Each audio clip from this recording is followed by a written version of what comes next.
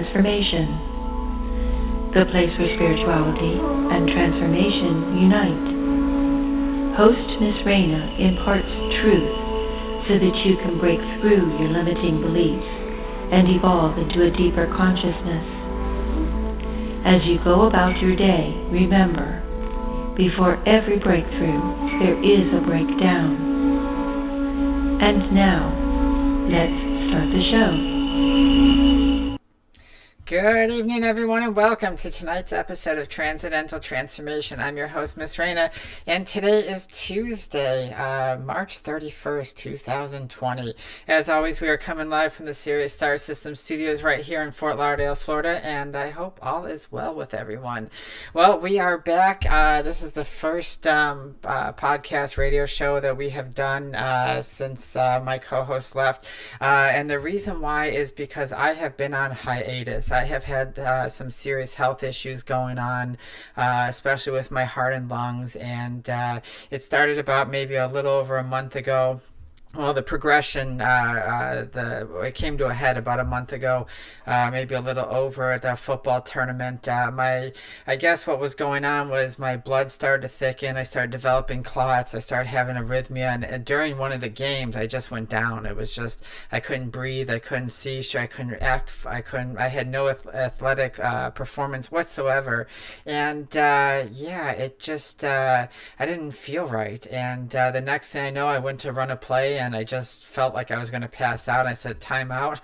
I gotta take a time out. And the next thing I know, I was in an ambulance and on my way to the hospital. And I have been on a lot of Chinese medicine herbs, which have really, really helped, along with some supplements that I've been doing to thin out the blood and take care of the clots.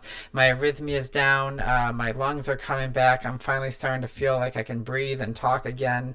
But it really sucks laying down for a month and a half, and I know there's a lot going on right now with the world, but I want to tell you guys that I was taking a lot of sleep meds, especially Benadryl, to help me fall asleep, because I have an issue with sleeping because of my energy and everything. And there are a lot, and I want to give this warning to you guys, because there is a lot of over-the-counter medications that you guys will take that you think is safe, but it actually isn't. And there's a lot of research coming out of like China, Germany, Switzerland, all sorts of places that are showing that Benadryl is actually really, really bad for you, especially if you take it consistently. And I was taking it not every night to go to sleep, and not every day, but it felt like it. And sometimes I was up to 3 pills a night to fall asleep. And but they're finding out that Benadryl actually thickens the blood, causes arrhythmias, and can cause heart attacks, like Tylenol and NSAID drugs and everything. So I want to give this message out to you guys. Just because you think that it's over the counter and you can buy it and it's accessible to you, doesn't mean it's healthy. So before you buy anything over the counter, do your research, go online, ask a doctor, an informed doctor, because a lot of them are going to tell you, yeah, they're fine, but there's a lot of new stuff coming out saying that a lot of stuff, NSAID drugs, allergy medications, all this stuff that we're taking is actually pretty harmful. And I found out the hard way. It's a very serious condition that I had, and my blood was thickening so bad and clotting up so bad because of the Benadryl and the sleep meds that I was almost going to have a heart attack and die. And if we didn't catch it when it happened, I probably wouldn't be here talking to you guys. So I just want to give that little bit of warning for you guys. And I will say this, that I don't know if I'm going to be able to do a full hour. I'm going to try and do my best. Like I said, I'm still recovering, and we're going to see how it goes. So anyways, this world is crazy right now, is it not? We have a worldwide crisis, as the world is saying, and that is the coronavirus. Yes, there are lockdowns going every place, curfews, people not working, panic is in the air, and it's a head scratcher, I gotta tell you. Being in medicine and doing a lot of research and reading and kind of seeing what's going on in the world and experimenting with things, and just there's just a lot going on, and a lot of people are panicked. A lot of people are stressed out. A lot of people are in fear. And especially if you guys live paycheck to paycheck, and your work is shut down, I mean, yeah, it's going to be hard. I mean, how are we going to buy groceries? How are we going to do all this stuff? And it gives you one of those ideas where, yeah, people just, it's going to cause a lot of stress and it's going to cause a lot of fear. And, I mean, rightfully so, right? I mean, you're hearing in the news all the time that people are getting really sick. It's spreading all over the place and it's uncontrollable and it's just spreading so fast. And people are dying and the numbers are going up, but they're not telling you the full story. And I'm not going to really get into the coronavirus. We're going to touch on it a little bit later. And such, but I really want to talk about kind of fear and what how it controls you and what's going on, because I feel that's more important than actually discussing the coronavirus itself. Because I mean, hey, I mean that there's so much to understand about when pandemics happen or when fear happens in our life, and we're dictated by fear. And I feel that for most of us, we really have to sit back and take a step back and just kind of like not let ourselves get caught up in the moment. But before that, I want to let you guys know that we are streaming live on Facebook Live, YouTube Live, Twitch, and Periscope right now. And I hope you guys, if you have any questions, hit us up on Twitch or Facebook Live. My lovely assistant over there, Caleb, is going to answer questions and get them over. So if you guys have any questions about what we're talking about on the show, or something you want to know, hit us up and we will talk about it.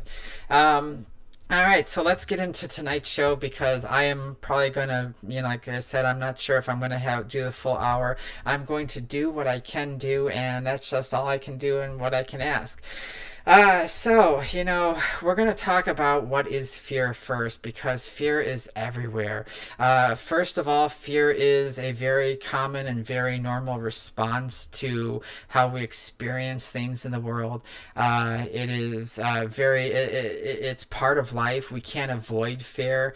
I hate using the words good and bad, because, I don't believe in good or bad, but there are fear that is helpful for us. There is fear that is very toxic for us.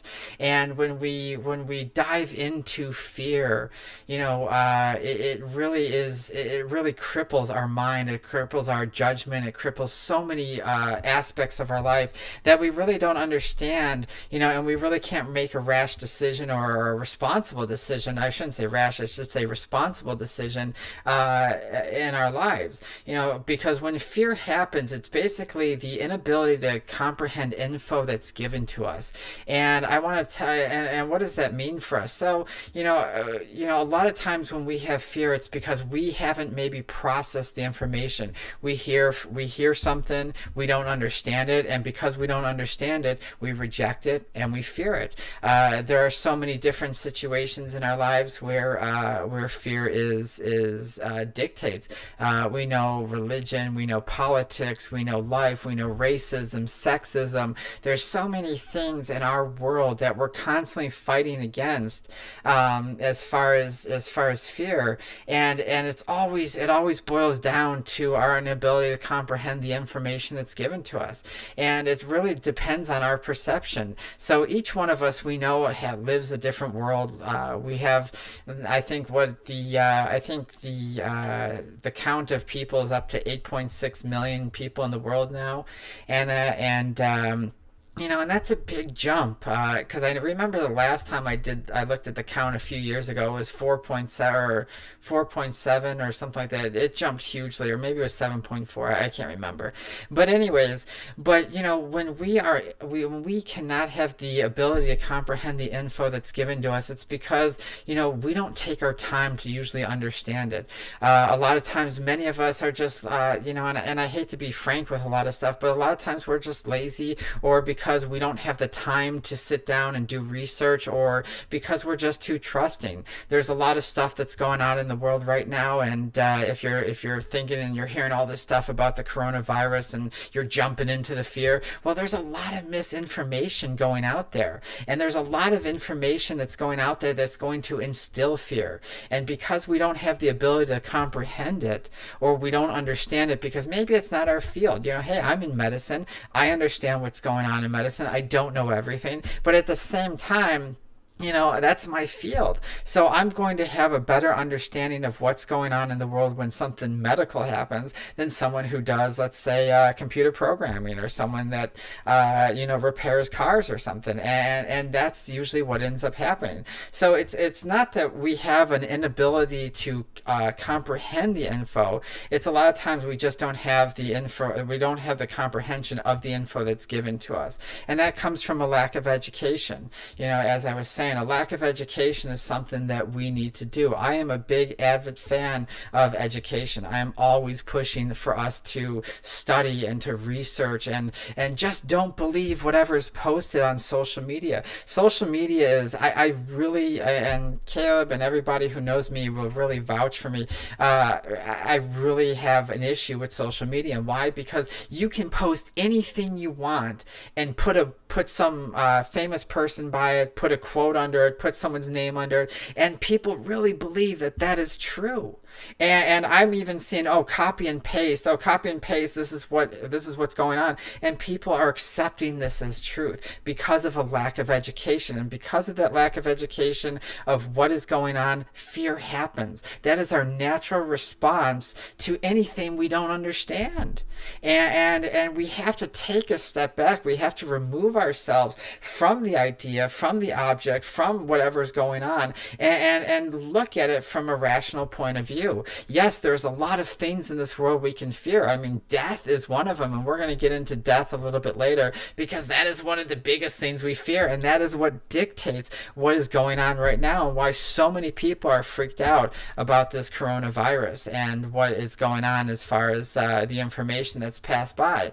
But one of the things that I want to look at is what someone is telling us versus perception. So what that means is, is when someone tells us something, what is our perception to, one, the information that's given, and two, the perception of what it is we actually have going on, in like how we deal with our perception in our life. What is our perception through our experiences? Are our perception through our experiences going to exacerbate the fear? Is it going to allow us to analyze the fear? Is it going to allow us to take a step back and say, well, you know what, I really don't want to get into this information, or this information really isn't that great for me to develop fear or a fear response to it.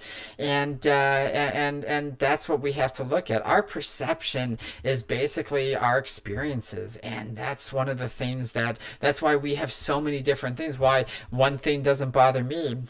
Like, I know there's something going on right now with the world. I know there's a virus going around. I don't think it's as bad as they're saying it. And my perception of things, because of what I'm seeing, what I'm experiencing, what I'm talking to, is different from a lot of people who are just diving into what people are telling us. And so perception, because I take a look at things. I used to live a lot in fear when I was younger. As you guys know, I was bullied, I was picked on, I had a lot of abuse and things, and that type of experience of constant physical abuse can trigger just an automatic response to everything of fear. And a lot of us, because we have so many experiences that we deem as negative or hurtful or painful, that conditions our mind to having a perception of fear. And when someone tells us something, it's our naivety to just believe something, and it'll trigger it, because hey, what does our brain like to do? Our brain likes to respond in fear. Our brain loves patterns. If we develop a pattern to something, we are going to fire that way over and over and over. So people who are always in fear are always going to build those patterns and going to find anything they can on social media,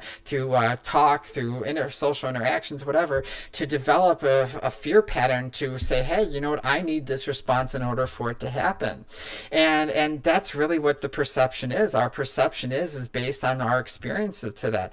And so, you know what, I had to learn a long time ago that I had to take a step back from the world. I had to step back and say, hey, you know what, I'm not going to allow my perception of what's going on without factual information to dictate my life, to dictate my fear based on what someone is telling me. And that's just the way I have to live my life now. I've developed that because living in fear, living in constant stress, living in that type of mindset is very debilitating to your health. I mean, and especially with the things that I just developed. Imagine if with the heart problems that I was having due to the over-the-counter stuff that I was taking, imagine if I was living in a state of fear. The amount of stress that would put on not only my brain but my heart and lungs alone. I mean, the combination would have killed me.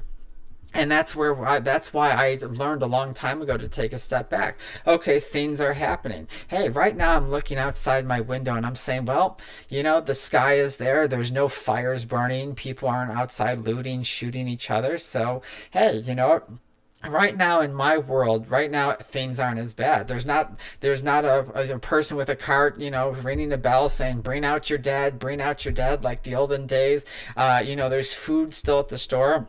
Yes, we have a shortage of toilet paper, but you know, there's ways to work around that. And so you really have to understand where your perception of fear is coming from. Is it coming from just because other people are panicking and you're just diving into it? Well, then that's something we don't understand. It's because we don't understand what's going on because, hey, we're sitting here, we have false conditionings, we have misinformation being handed to us, we have all these things in the world being told to us, and because we don't have the lack of education behind it, you know, not due to our own fault, but because of that, we blindly trust people to give us the information. We blindly trust doctors. We blindly trust politicians. We blindly trust people on the media.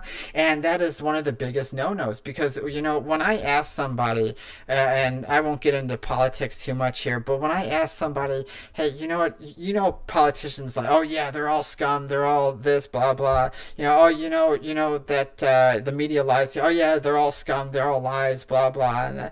And then all of a sudden they go and turn around and turn on their TV and believe everything that is told to them by the media or by a politician or whoever it is.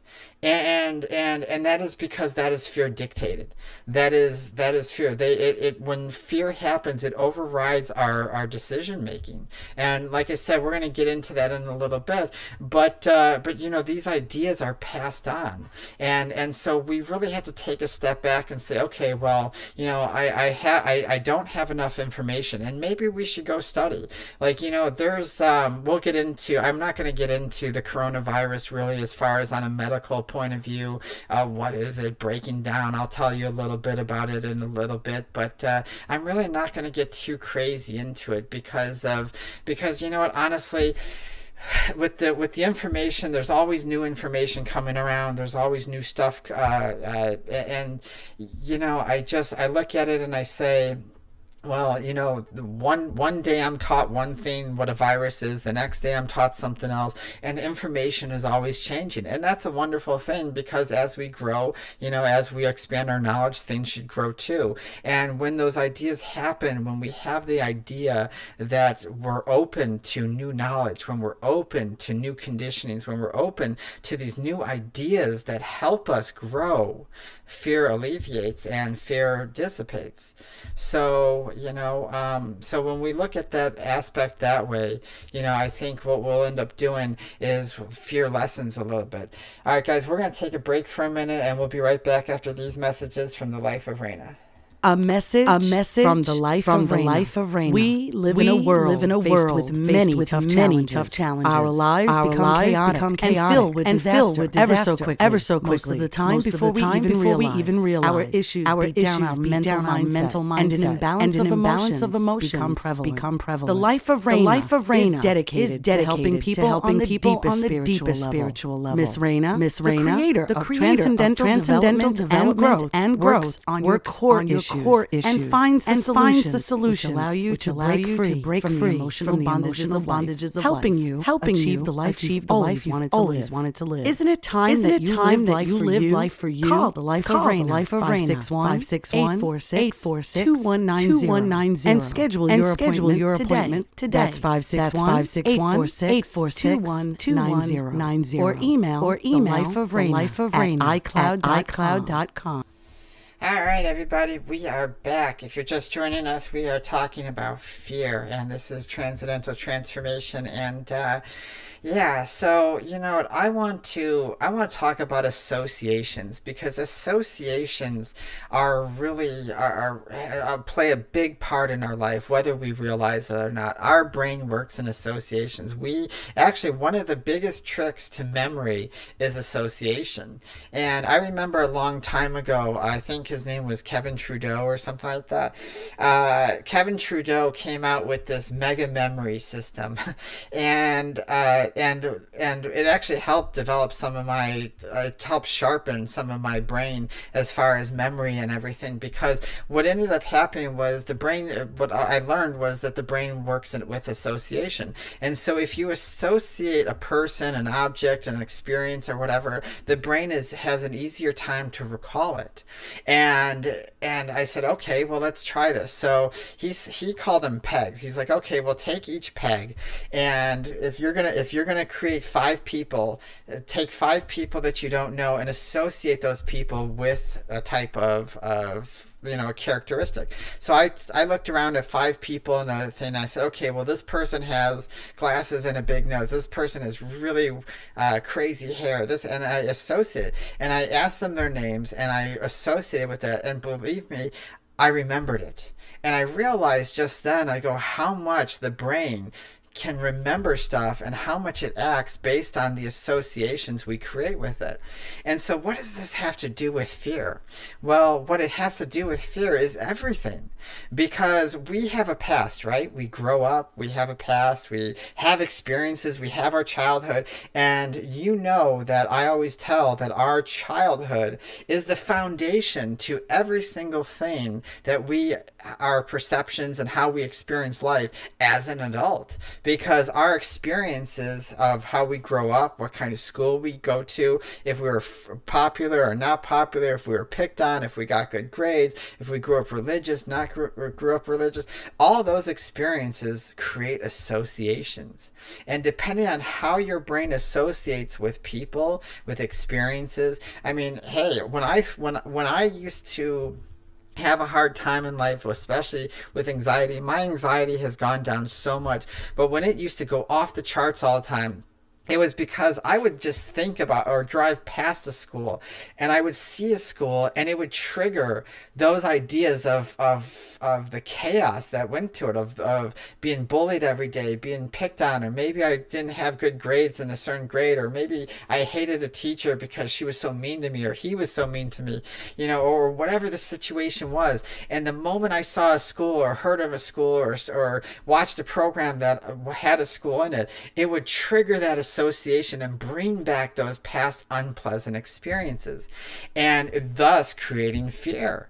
And thus the brain doesn't understand the difference between, hey, this is not real fear. It just says, hey, this is an association we have to this idea or to this object, and because of that, this is the emotional response we are going to have. And this is the problem. This is the problem that with a lot of people like myself that have trauma-based fears or just PTSD, DID, anxiety, panic attacks, anything, or you just live in a constant state of stress or fear. And so associations are really, really important. And later on we're going to get into how to kind of dissipate from fear and how to detach from fear, but I want you to remember that, because the association to the unpleasant experience may be bringing out a fear currently. I mean, we've all had terrible relationships, right? I mean, I don't think there's a person on this planet that hasn't dated somebody that wasn't healthy for them, right?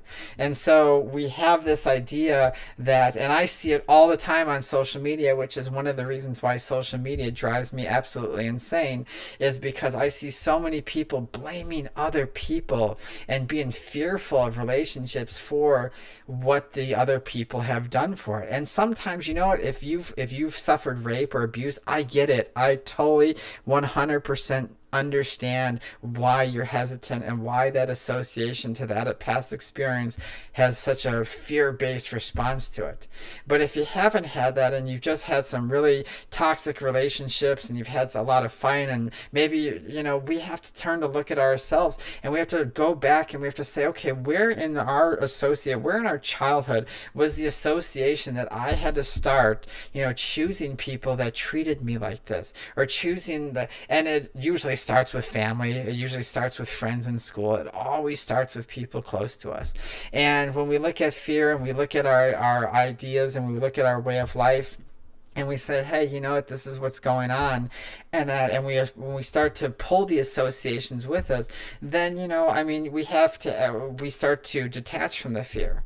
And so, you know, a lot of people say, well, you know, if I don't have associations, you know, would I have the fear left? Well, we all have associations. You cannot have an experience without having associations. That's how the brain works. It's almost like a camera. You know, when you take a picture of a camera, you have the lens, and the lens sees something, it takes a picture, and it takes that shot, and that's it, right? But our brain works a little bit differently. It takes a picture, it takes that experience, and it associates a feeling with it. And that's usually based on our emotions. And so, like, you know, one of the examples we have, and I was talking to even Caleb, I said, well, you know, I love sushi. There's a lot of times I'll go places and I'll pull out sushi, and I see everyone grimace, and everyone's like, ew, sushi.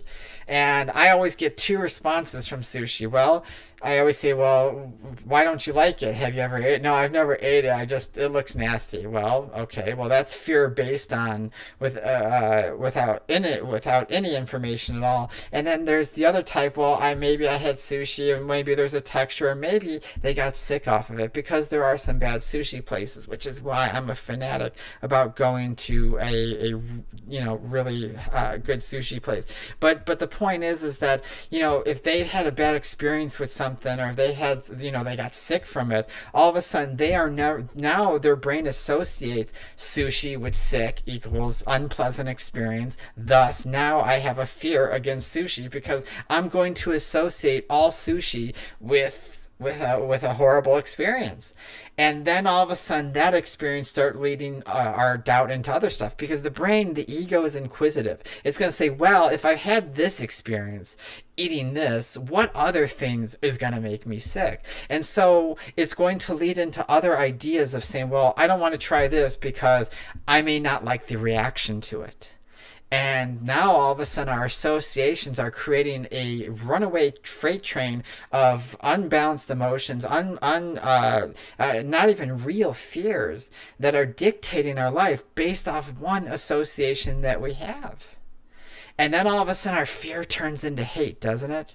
I mean, fear and hate go hand in hand, right? We look at it and we say, okay, well, when we fear something, sometimes we hate it, right? Oh, I hate sushi. Oh, I don't like that because I've had I don't like roller coasters because one time I went on it, I was forced on it, and I threw up, or I don't like, and so all of a sudden our fear becomes hate.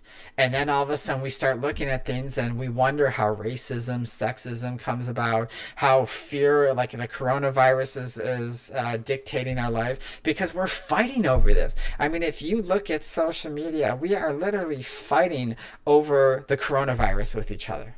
I mean, literally, friends among friends are literally at each other, and I see this all the time on social media. And for what? For what? Why are we fighting with each other? If there is a pandemic going on, and I'm using air quotes, I forgot to put up my hands, but you could tell by the sound of my voice. But if we have this pandemic going on, why are we fighting with each other? We're fighting with each other because fear turns to hate. Fear and hate turn hand in hand, because our need for survival, our need to associate, pleasant experience for homeostasis, and that trumps any logic, any rational ideas in the brain. And because we don't understand what's going on, it's easier for us to fear it and then hate it as a form of protection. People don't realize that a lot of times racism and all that is a subconscious way of our brain trying to protect ourselves. Well, why am I not going to swim in the ocean? Well, because there's sharks. Well, if I don't swim in the ocean, then I'm not going to get bitten by sharks, thus I'm not going to die, right? And even though it might not even be completely rational of an idea, you still think that way because of maybe you've heard, hey, I live down in Florida. I never had a fear of sharks until I watched the movie Jaws. It wasn't like I never had a fear of water or a fear of sharks or anything. And then all of a sudden Jaws came out, and when you start going in the ocean and you think about that stuff, because even though it's not real, your mind puts association of movie or something not real into something there, and thus fear, hate, and I don't have a problem with sharks. I don't have a problem with sushi. I don't have a problem with a lot of things, but that's what it leads into. If we fear something we don't understand, then we hate it for not understanding it.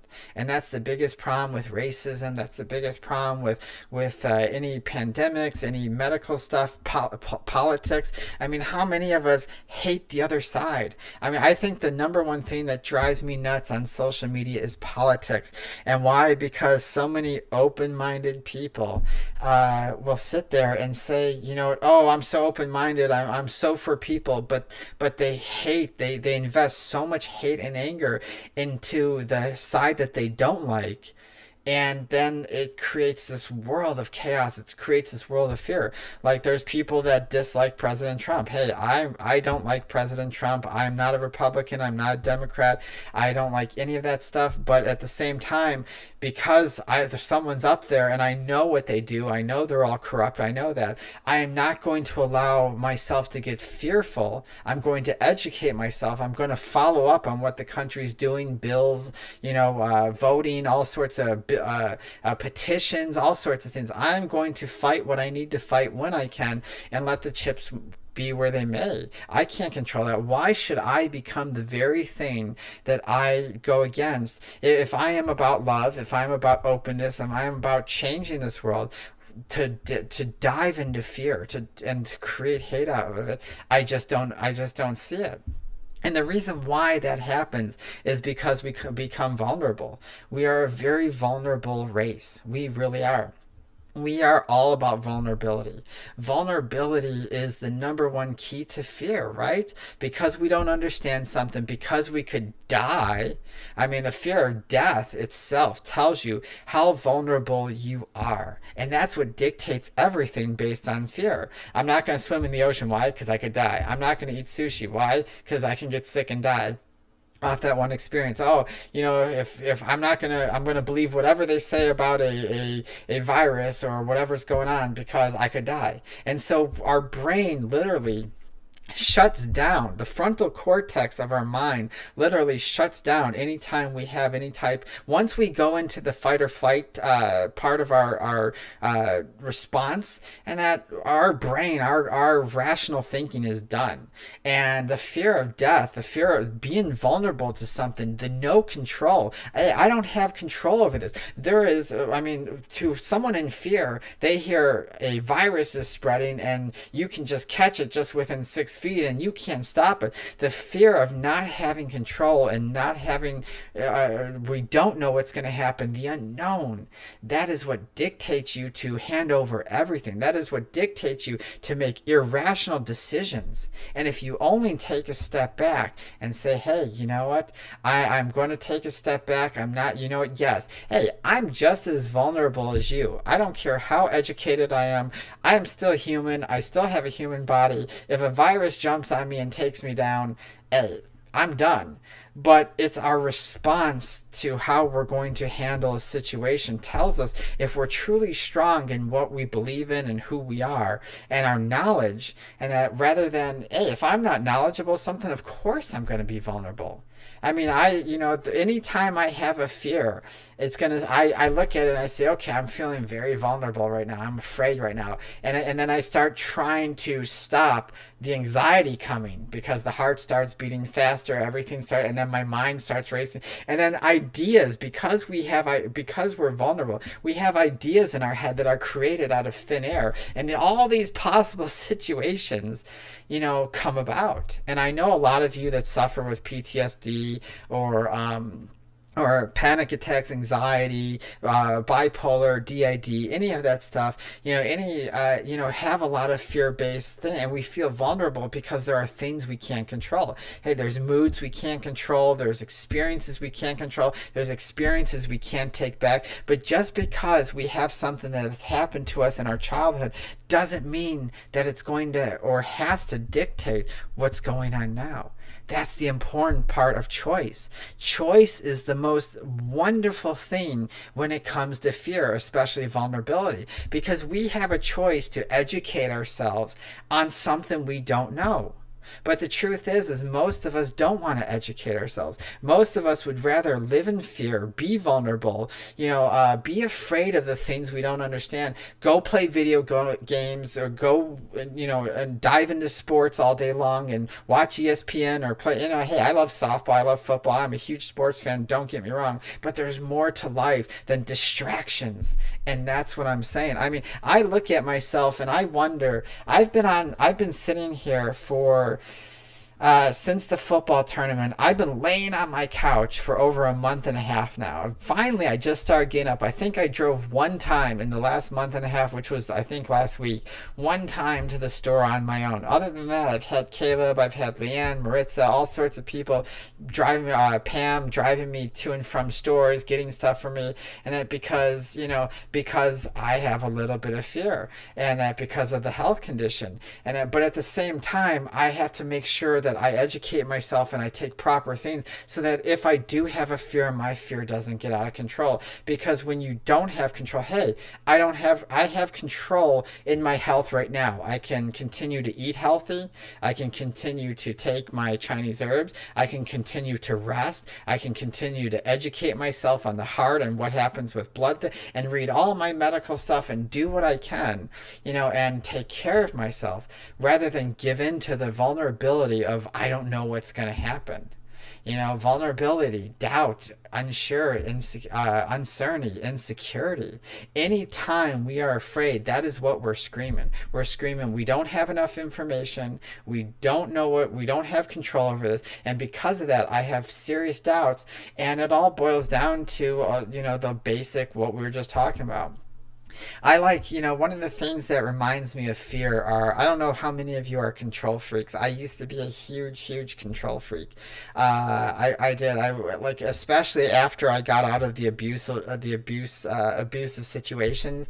I started doing that. I started to try to control everything. I thought that if I controlled this and I dictated this, that I wasn't so vulnerable. But what I learned, and especially watching people, was that people who are control freaks and have to dictate are the most vulnerable, and they need to control everything because of that. Because if they can't control what they can't control, then it makes them vulnerable and they feel weak. And you're not weak. If you feel fear, if you feel anxiety, if you have anything, it's not a weakness. It is a natural response to our brain to survival. It is nothing wrong with feeling fear. It's just that if you allow your fear to dictate your life is when you live a miserable and unhealthy life. And we are learning now in medicine, and I know like the New Age stuff and then the Eastern medicine and the Western medicine's all starting to boil into each other. But we're learning now how much our emotions and how much our mind dictates. I mean, people die of broken hearts where literally their heartstrings snap, and that's what a broken heart is. So you have heartstrings in your heart, and when you die of a broken heart, those strings actually snap and your blood doesn't pump right and you die. And so, you look at all these things and we're trying to control. And when we realize that the control freaks, we can't control them, all of a sudden we say, hey, like I'm vulnerable, I'm there. So just let's take a step back and say, you know what, it's okay to feel vulnerable. It's okay to feel fearful about things. You know what, the fact of the matter is life is going to happen. there are certain things that we don't have control over. We don't have control over when our time is up. We don't have control over many things that are fate in life. There are a lot of things that are going to happen to us, but it's how we respond to those ideas, how we respond to those situations is what's going to create and dictate our lives. One of the things that I was talking to Caleb about this the other day was that parents pass their fears on to kids. And I can't get my notes over here. Parents pass their fears on to kids. They got to control everything, and what ends up happening is a lot of parents, and I really want the parents out there to hear this. A lot of times, and this is why I hate good and bad and right and wrong, but a lot of times when we think we're doing right to our children, or we think we're trying to not let them experience things because we've had mistakes, or we're trying to prevent them from experiencing something due to our fears, is usually the very thing that we're passing down ourselves. You're passing down those fears. You're passing down those triggers that are going to create it. I mean, if you grow up in a very strict household because you're of religious beliefs or whatever, what do people usually do? Well, children either do one of two things. They either rebel, like I did. I rebelled against everything because I felt smothered. I felt pressured. I felt like I was this horrible person for being born. And because I was raised Catholic and I went to a Catholic school and I was told all these things about God, and it's so, that type of God is mean and nasty and vengeful, and I was a sinner for being born, and I was going to go to this place called hell, and all these things, and it was done because my parents thought it would give me a better life. And as an adult now, I was like, well, I would never. I mean, I would always, if I ever had children, which I won't, but if I ever had children, even what I believe, I would not push on them, because I would want them to have the freedom of choice to develop what they like and what they understand and what fits them best. So parents, when you try so hard not to pass down those very things that you've experienced through fear and pain and suffering, you are going to pass them down. And your kids, like they always say, oh, our kids become us. Well, that's the reason why. Most kids become us because we condition them that way. We condition them to try not to be afraid of something, but our brain takes it as fear. And the cycle goes round and round. It's similar to diabetes. I always say there's a lot of people that say diabetes is a genetic disorder, and I totally disagree with that. Diabetes is not a genetic, at least diabetes 2, and I still think diabetes 1 is not. But think about this: if you have a household that eats the same and passes down the same type of eating habits from generation to generation, and they eat the same type of foods and they're all becoming diabetic, well, is that actually a genetic thing, or is that actually a mishandling of food? Well, we know diabetes is mishandling of food, right? It's not a healthy lifestyle, because too much sugars, too much fat, processed things. So if we're passing that down, well, it's not really genetic, it's through passed down and that's the same thing with our fears. That's the same thing that our children are being told by our parents. So we have to look at that. Parents, we have to really look at that, to try not to develop fears in our children based on our own needs. It's a really, really hard thing to do, and a lot of times we end up doing what we do. All right, guys, we'll be right back after these messages from the life of Raina. A message from the life of Raina. We live in a world faced with many tough challenges. Our lives become chaotic and filled with disaster ever so quickly, most of the time before we even realize. Our issues beat down our mental mindset, and an imbalance of emotions become prevalent. The life of Raina is dedicated to helping people on the deepest spiritual level. Miss Raina, the creator of Transcendental Development and Growth, works on your core issues and finds the solutions which allow you to break free from the emotional bondages of life, helping you achieve the life you've always wanted to live. Isn't it time that you lived life for you? Call the Life of Raina, 561-846-2190, and schedule your appointment today. That's 561-846-2190. Or email thelifeofraina@icloud.com. All right, everybody, we are back. So I needed some water. I really did. My throat's a little scratchy because it's the first time I've done a radio show or a podcast in probably about a couple months. So since I had my part-time co-host for a little bit. So if you're just joining us, we only got about maybe 15 minutes left of the show, and but if you'd like to ask any questions or anything, feel free to. But we are talking about fear, and we were just talking about children and parenting and how we pass down things, ideas, fear from us to our children. And my notes are going funny here for some reason. This document share keeps freezing up on me, and I have to now. It just restarted.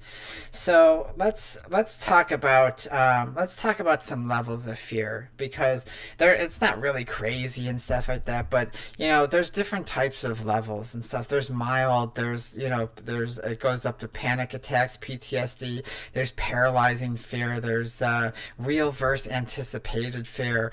And what is real versus anticipated fear? And the reason why I want to talk about that is because that's really going to dictate kind of the level of fear that and the experience that we're going to have behind it. And so of course, real fear is real fear. If I'm walking down the street and someone comes and attacks me or comes up to me and tries to fight me, well, that's real fear. If I'm in a car crash, well, that's real fear. If I get beat up in the schoolyard, that's real fear. There are things that are real fear. And then what ends up happening is most of our fear is anticipation fear. And what is anticipation fear? I know you're smart enough to figure that out. Well, anticipation fear is fear that you are anticipating to happen. And basically what that is it's basically not real. It is being created by the mind. Your mind is, because you are usually in a chronic state of stress or fear due to past experiences, you create anticipation fear. And what that is okay, well, like me, I'm going to use me as an example. Well, I've talked about how I have agoraphobia, which is a fear of crowds. I have social phobias, and I have a hard time in social gatherings. And a lot of times when I meet people first, a lot of times I like to sit back and watch them and really get to know them so that I can learn to respond to how they are. But that is also an anticipation fear, because I've had these traumatic experiences in the past. So now my anticipation is saying, well, you know what, I really don't trust people, and they've hurt me before, so I'm going to anticipate that they're going to hurt me again, so I need to be cautious. And then I start creating situations in my mind, and I know you guys have done this too. You create situations in your mind that aren't even happening. I don't know how many times I've met somebody and my mind creates this elaborate fight that I get into with this person, and I stop and I think and it seriously went on for 5 minutes. It used to happen to me all the time. I'd be at the gym and all of a sudden someone would look at me and I'd look at them and I'd keep going, and then my mind would create a fight with them. The guy would come up and start talking smack to me, and all of a sudden we'd get into a fight, and then I'd be like, stop it, brain, stop it. And my heart would be going, and I'd have anxiety, and our mind creates that. Our mind wants to create because it is remember how we talked about those conditionings and those patterns that the brain likes and those associations. I know women who have come from abusive relationship with men, and vice versa. Men who have had emotionally or even physically abusive relationships with women, a lot of times will shy away. I mean, how many people don't date because their anticipation of dating, or getting with somebody, is based on past fears? And, an anticipation fear is one of the most crippling ideas that we have, because it cripples us. It stops us from doing things. It stops us from going and living a life that we want. It stops us from meeting new friends, taking that job, being aggressive, being confident. One of the things that helped me develop confidence, because people, always are like, Miss Raina, how are you so confident? Well, I wasn't always confident. I really wasn't. I grew up in a very abusive thing. I grew up very rough, gang related. There was a lot of stuff that I did, even my parents don't know about, that was always fighting and always chaos. And so this anticipation and all these fears kind of dictated my life for a very long time. And what I had to learn is to stop that anticipation fear. And so that's one of the things that we have to learn here, is to stop that anticipation fear, because we don't want to anticipate ideas that aren't happening. I mean, how silly does that sound? And that's how our brain works. It wants to limit you. It wants to create that fear. And that's the reason why the coronavirus that's going around right now, is this world pandemic is going around, is one of those reasons why so many people are afraid. You're anticipating the horror that is. And because the media is playing on that, because the media knows that everybody is in fear and everybody's been hurt, and if they can create anticipation fear on you, then your mind will take it and run. And not only that, they make money off you. They can dictate they can dictate what to do with you. I mean, look, we're all sitting inside of our houses right now. And so many people I see on Facebook are like, get in your house. The longer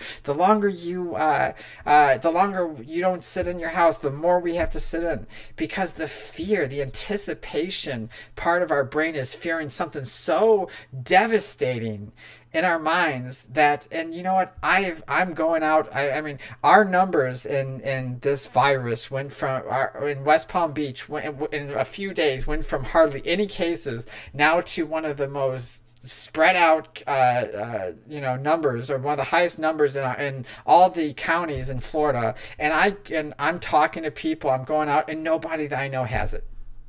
I'm seeing a lot of clubs that I belong to, and a lot of bars, a lot of people that work for clubs and bars too, hospitals. I know a lot of friends and nurses. Nobody has it, but these numbers are jumping up supposedly, and the media is pushing that anticipation, and because you're diving into that anticipation, it's creating these fears. So the last thing I want to talk about is how it affects our decision, because we only got a couple minutes left, and how it affects our decision. And as I said before, the moment we get angry, the moment we become in fear, our frontal cortex, our rational part of our thinking, shuts down. And it says, because when we're calm, we're collective, right? We can sit there and rationally think of something, think about ways, and brainstorm and that. But the moment we become fear, I always give this example. Think about one time in your life when you were afraid.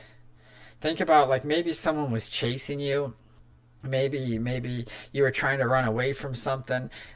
When you're in that situation, do you actually stop and think about, like, the things that are going on? Or like, if I told you, if I chased you outside with a knife or a gun and you were running, and then I asked you, okay, at the end of it, tell me the houses that you passed, what color were they? Did they have awnings? What color cars?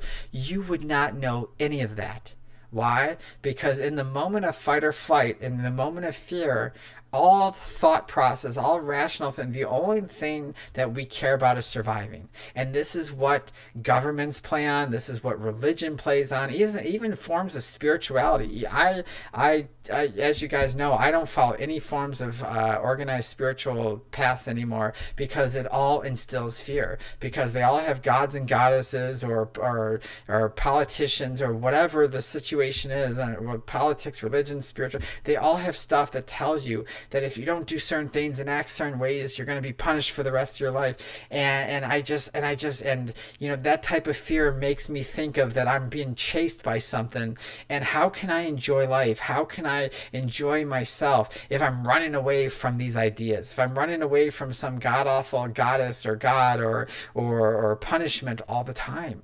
And we can't. And this is why I have a problem with all this stuff. This is why I have a problem with the media and politics and how they're manipulating this coronavirus to instill fear. This is why I have a problem with religion and spirituality, because it all uses fear to control you. You are not going to be an independent person as long as fear dictates you.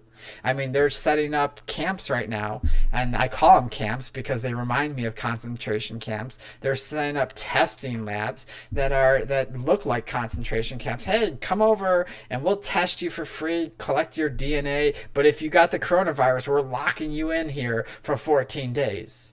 Sounds like a concentration camp to me, people. And maybe a lot of people will say, oh, well, it's for our good. It's for the good of humanity. That's exactly what fear does. It takes rational thought and creates an idea that it's for your safety, and we're willing to hand over anything possible for it. You will give up. You will turn on your own family members. Most people will turn on their own family members if enough fear is instilled in the mind, all for safety. And so we look at these ideas and we're going to say, okay, well, I wouldn't turn on my family.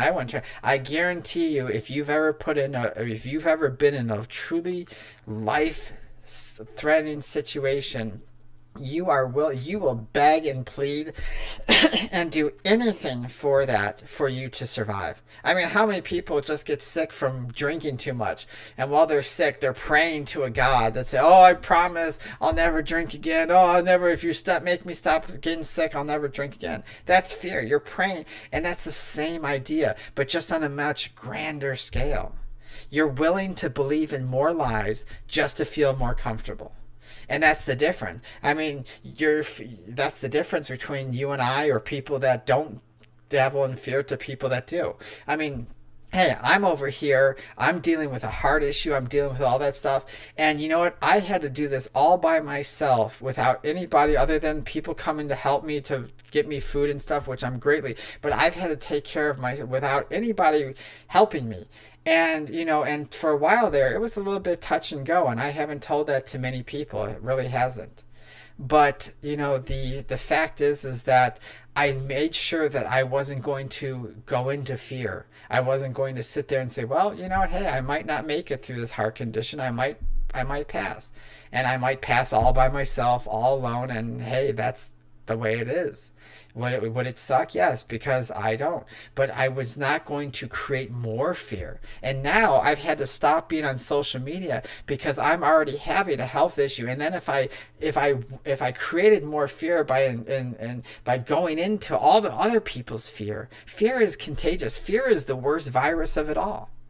Fear is more dangerous of a virus than the actual virus, because fear destroys everything. It destroys societies, it destroys friendships, relationships, humanity. It does. And what does a virus do, right?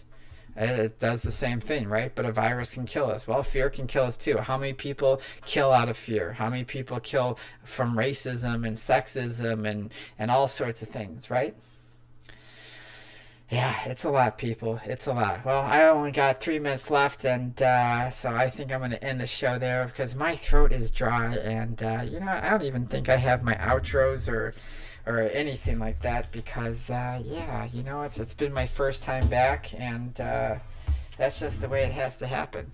But all right, guys, I want to thank you guys for joining me. Hopefully you guys enjoyed tonight's show. If you have any comments or questions, please feel free to email me at transcendentaltransformations@gmail.com. Make sure you check out our Facebook at facebook.com/transcendentaltransformation. Check out our YouTube, Periscope, and our Twitch page. Our Twitch is Transcendental Transform 13, and our YouTube and our Periscope is Transcendental Transformation.